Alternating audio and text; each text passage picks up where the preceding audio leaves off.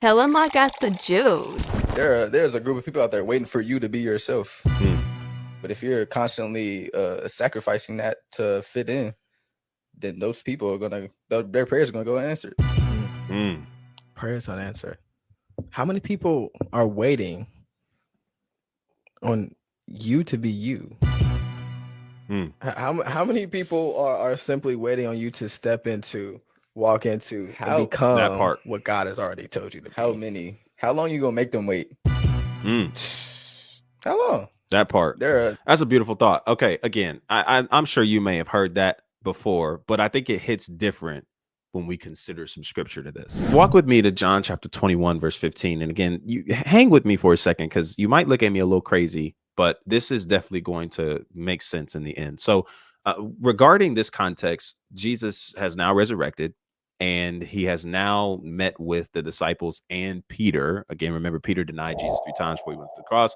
And so Peter went back and started fishing. And now Jesus and the other disciples, minus Judas, and now with Peter, are come together. They caught fish. Okay, this is a resemblance of a similar miracle Jesus does when he first encountered these disciples.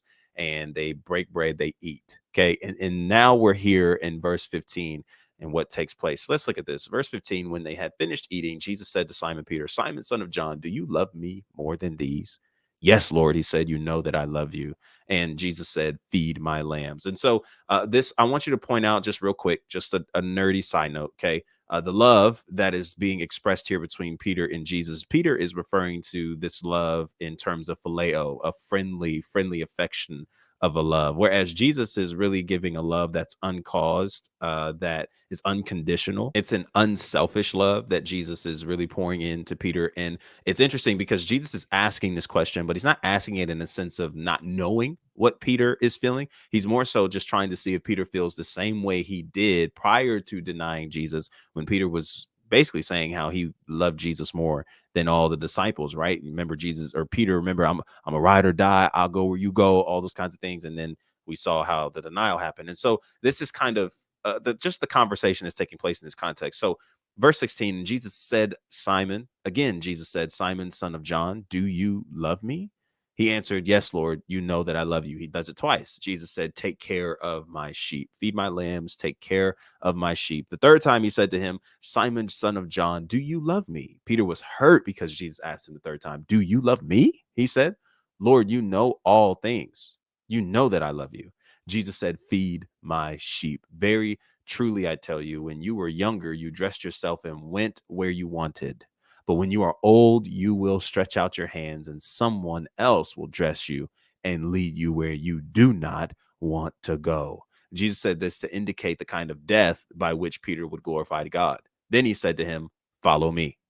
Okay, so this is like literally a flashback of, in some way, shape, or form of what happened to Peter when they first encountered. But remember, pay attention to the third time that Jesus asked this. I believe the commentaries and a lot of studies revealed that Jesus didn't ask him, but he matches the love that Peter is willing to give.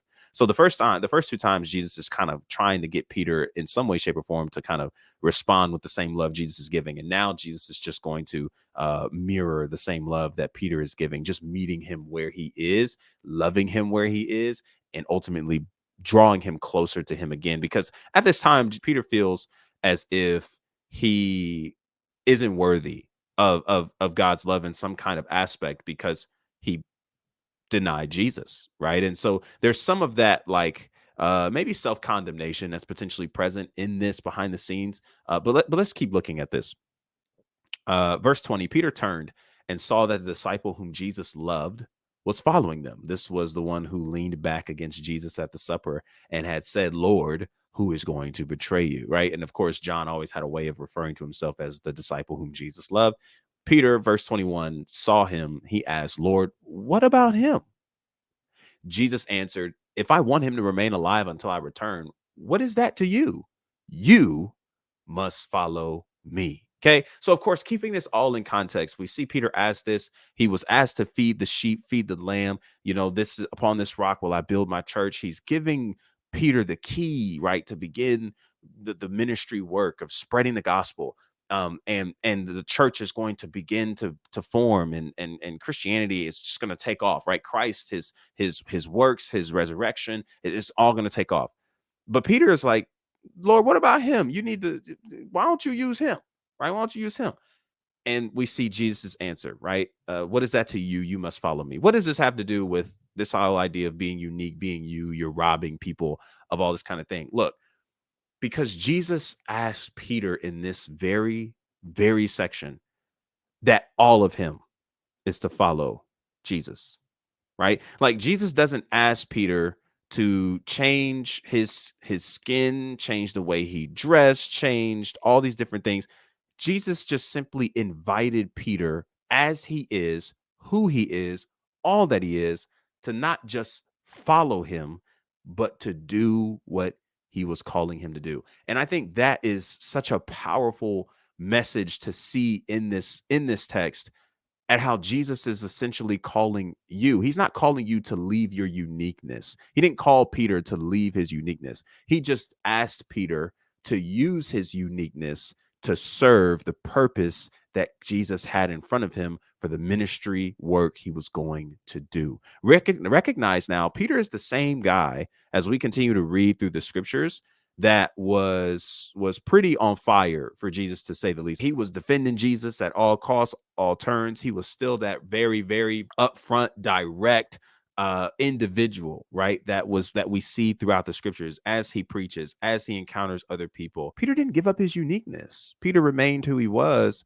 He just now used it to serve God. And I think that is ultimately what I want you to see in this, is that Jesus is not calling you to leave the uniqueness he's designed you to be.